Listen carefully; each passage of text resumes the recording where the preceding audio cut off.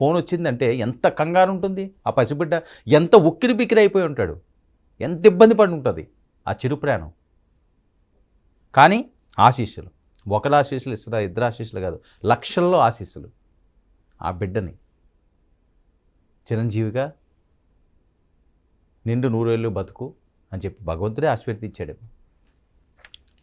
ఈ ఘటనపై ప్రధాని మోదీ గారు నాకు ఫోన్ చేశారు. సాక్షాత్తు ప్రధానమంత్రి మోదీ గారు పవన్ కళ్యాణ్కి ఫోన్ చేసి ఎలా ఉంది బిడ్డడిగా అడిగారట. ఇక చంద్రబాబుతో సహా ఘటనపై స్పందించారు.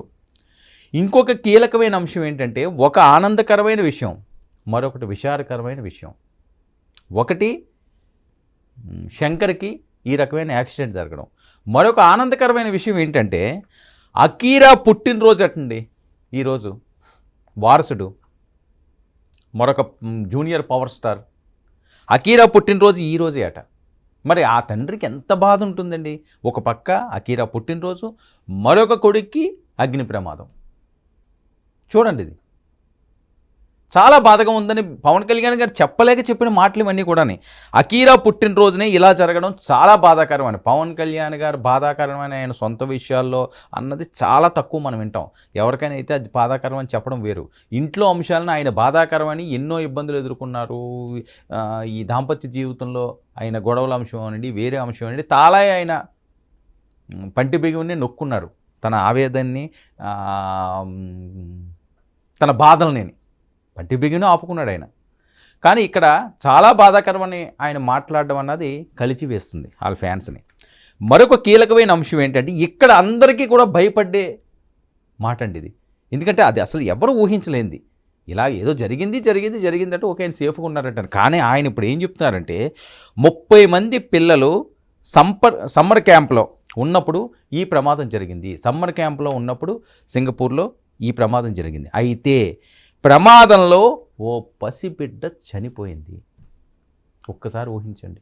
ఈ మాట పవన్ కళ్యాణ్ గారు అన్నారంటే 30 మంది పిల్లలు, ఇంకా పాపం ఎంత దురదృష్టం. పసిబిడ్డ అండి, చిన్న పిల్లలు, ముక్కు పచ్చలారని పిల్లలు, అసలు వాళ్ళు ఏ పాపం తెలియదు. సమ్మర్ క్యాంప్కని వెళ్ళిన వాళ్ళు చనిపోయి ఇంటికి వస్తే విగత జీవుల్లాగా ఇంకా పేరెంట్స్ పెయిన్ ఎంత ఉంటుందండి. అందుకనే పవన్ కళ్యాణ్ గారు ఈ మాట అన్నారు. ప్రమాద తీవ్రత ఎంతలా ఉంటుందని అనుకోలేదు అని చెప్పి ఆయన బాధపడుతున్నాడు. ఆ పసిబిడ్డ చనిపోయింది. సో ఇది చాలా బాధాకరమైన అంశం. ఒక పసిబిడ్డ చనిపోయింది. ప్రస్తుతం అయితే శంకర్కి బాగానే ఉంది.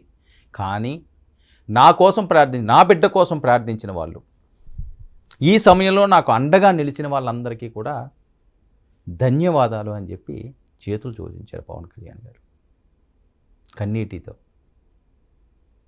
ఎందుకంటే చిన్న చిన్న విషయాలైనా సరే కొన్ని మనసును దొలిచేస్తుంటాయి. పవన్ కళ్యాణ్ గారు అయినా సరే ఎంత గంభీరంగా ఉన్నా తండ్రే కదా, చిన్నపిల్లోడు కదా. ఆ ఫోన్ వచ్చినప్పుడే సగం ప్రాణం ఎగిరిపోద్దండి ఎవరికైనా సరే. ఎవరికైనా ఏదైనా చిన్న యాక్సిడెంట్ అయిందనుకోండి మన పిల్లలకి, ఎక్కడో మనం ఉన్నప్పుడు ఆ ఫోన్ కాల్ వచ్చిందంటే ఇంక మనకి మైండ్ బ్లాంక్ అయిపోద్ది. ఏంటో అర్థం కాదు. అందులోని అగ్ని ప్రమాదాలు ఎక్కడో 3వ అంతస్తులో జరిగినాయి, పొగలు వ్యాపించినాయి, ఊపిరితిత్తుల్లోకి పొగ వెళ్ళింది. ఇలాంటి మాటలు వింటే అసలు ఏం చెప్తున్నారో తెలియదు. కొంతమంది ఏం చేస్తారంటే, మనం కంగారు పడిపోతామేమో, నిజంగా పెద్ద యాక్సిడెంట్ అయినా సరే మనకు చెప్పరు, కానీ మనకు అది పీడిస్తుంటుంది. అది చిన్న యాక్సిడెంట్ అయినా వీళ్ళు చెప్పట్లేదేమో, దాస్తున్నారేమో అని అదొక టెన్షన్ ఉంటుంది, గుండె జారిపోద్ది. నేను అందుకనే అన్నాను. సో ఇంక పవన్ కళ్యాణ్ గారి అభిమానులకి ఎంతమంది అభిమానులు, ఎన్ని కోట్ల మంది ఉన్నారు, ఎన్ని లక్షల మంది ఉన్నారు, ప్రపంచవ్యాప్తంగా ఉన్నారు కదా. అలాంటిది పవన్ కళ్యాణ్ గారికి చిన్న ముళ్ళు గుచ్చుకుంటుందంటేనే వాళ్ళ కళ్ళల్లో నీళ్ళు వచ్చేస్తాయి. వాళ్ళ కొడుకేమోని ఫైర్ యాక్సిడెంట్ అయిందంటే ఇంకెలా ఉంటుంది అంక వాళ్ళ పరిస్థితి. సో భగవంతుడి దయ వల్ల అంతా క్షేమంగా ఉంది, ఎటువంటి ఇబ్బంది తనకి లేదు. కానీ చికిత్స మాత్రం మెరుగైన చికిత్స, ఖచ్చితంగా మెరుగైన చికిత్సే అందిస్తారు. కానీ చిన్నపిల్లోడు కదా, కొన్ని అంశాలు తట్టుకోలేరు కాబట్టి అతను కొద్దిగా ఇబ్బంది పడుతున్నట్లుగానే అనిపిస్తున్నది. పెద్దన్న మెగాస్టార్ గారు చిరంజీవి గారు వెళ్తున్నారు, పవన్ కళ్యాణ్ గారు వెళ్తున్నారు, ఇంకా వాళ్ళ కుటుంబ సభ్యులందరూ కూడా సింగపూర్, అంటే ఎవరైతే అందుబాటులో ఉన్నారో, ఎవరికైతే బిజీ స్కెడ్యూల్ లేవో వాళ్ళందరూ కూడా సింగపూర్కి వెళ్ళడం జరుగుతున్నది.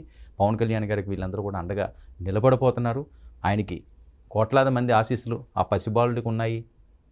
మార్క్ శంకర్కి ఖచ్చితంగా వాళ్ళందరూ కూడా ప్రార్థించారు. తను సేఫ్గానే ఉన్నాడు. ఇంక చిరంజీవి గారు వెళ్ళారంటే కొన్నంత ధైర్యం పవన్ కళ్యాణ్ గారికి, ఎవరు ఇవ్వలేని ధైర్యం ఆ దంపతులు ఇస్తారు, అన్నావదులు. ఇంకా ధైర్యం చాలు. సో హుటాహుటిన వీళ్ళందరూ కూడా సింగపూర్ వెళ్ళారు కాబట్టి ప్రస్తుతం ఆయన క్షేమంగానే ఉన్నారు కాబట్టి పాపం ఆ చనిపోయిన ఆ పసిబిడ్డ వాళ్ళ తల్లిదండ్రులు కూడా అందరూ కూడా సంతాపాన్ని తెలుపుతున్నారు. ఆయన ఇప్పటివరకు కూడా చాలా గంభీరంగా ఉన్నారు పవన్ కళ్యాణ్ గారు. ఎందుకంటే అల్లూరు జిల్లాలో ఆయన పర్యటన నేపథ్యంలో గిరిపుత్రుల కష్టాలు తెలుసుకోవడానికి ఆయన ఆ పర్యటన కొనసాగింది కొద్దిసేపటి వరకు కూడా. వాళ్ళ అబ్బాయి శంకర్కి ప్రమాదం జరిగిందని తెలిసినా ఆయన దాన్ని అయితే ఖచ్చితంగా ఎక్స్పోజ్ చేయలేదు. ఏదో జరిగిపోయిందని కంగారు పడలేదు. నేతలు కంగారు పడ్డారు, మెగా అభిమానులు కంగారు పడ్డారు, పవన్ కళ్యాణ్ ఫ్యాన్స్ కంగారు పడ్డారు, వీర మహిళలు ఆవేదన వ్యక్తం చేశారు. ప్రత్యేక పూజలు కూడా నిర్వహించిన ఘటన మనం చూస్తే అసలు ఏం జరిగింది ఏంటి అని చెప్పి చాలా మినిట్ టు మినిట్ టెన్షన్ పడ్డారు. అయితే మొదటి నుంచి కూడా హెల్త్ బులెటిన్స్ అవనివ్వండి, లేకపోతే వస్తున్న అక్కడ అప్డేట్స్ అవనివ్వండి, సింగపూర్ నుంచి ఏవో చిన్న చిన్న గాయాలైనవి, అదంత పెద్ద ప్రమాదం ఏం లేదు, సేఫ్గానే మార్క్ శంకర్ ఉన్నారు అని. కానీ పవన్ కళ్యాణ్ మాటలు వింటే ఇప్పుడు అసలు విషయం బయటకు వస్తుంది. అది చిన్న ప్రమాదం కాదండి, ఊహించని ప్రమాదం, పెద్ద ప్రమాదమే. కానీ ఆ భగవంతుడి దయతో పవన్ కళ్యాణ్ అభిమానులు దేవుణ్ణి ప్రార్థించిన ఆ ప్రార్థనలు ఫలించిని, మార్క్ శంకర్ సేఫ్గా ఉన్నారు. ఎందుకంటే ఉదయం నుంచి మనం ఎక్కడ చూసినా సరే ఏవో చిన్న చిన్న గాయాలని, పవన్ కళ్యాణ్ గారు నోటి వెంట వస్తేనే కానీ వాస్తవాలు తెలియలేదు. 30 మంది పిల్లలు సమ్మర్ క్యాంపులో భాగంగా వాళ్ళు ఆ స్కూల్కి వెళ్ళినప్పుడు జరిగిన ప్రమాదం ఇది. ఇందులో విషాదకరమైన వార్త ఏంటంటే ఒక పసికూన చనిపోయింది. షాకింగ్ న్యూస్ ఇది. అంటే ఇంత తీవ్రత ఉంది అని ఎవరూ అనుకోలేదు ఇప్పటి వరకు కూడా.